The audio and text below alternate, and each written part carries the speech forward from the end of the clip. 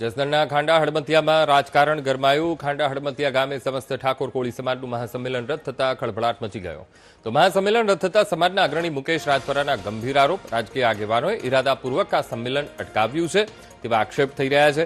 સરકારી દબાણ હેઠળ સંમેલનની પરવાનગી ન આપવામાં આવી તેવું પણ મુકેશ રાજપરા કહી રહ્યા છે। અને આ સંમેલનને રોકવા રાજકીય આગેવાનોએ પોતાની પૂરી તાકાત લગાવી છે તેવું પણ તેઓ માની રહ્યા છે।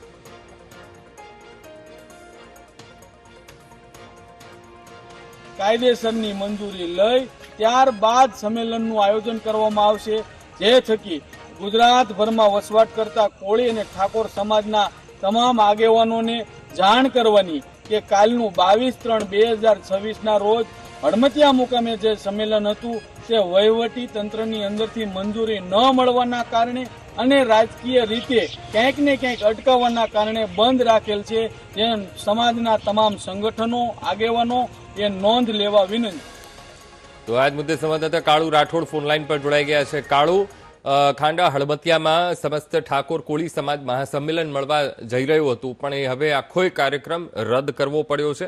હવે એમાં મુકેશ રાજપરા તેઓ એવું કહી રહ્યા છે કે સરકારી દબાણ હેઠળ આ કામ કરવું પડ્યું છે ને આખો આ કાર્યક્રમ રદ કરવો પડ્યો છે। આખો મામલો શું છે કાળુ?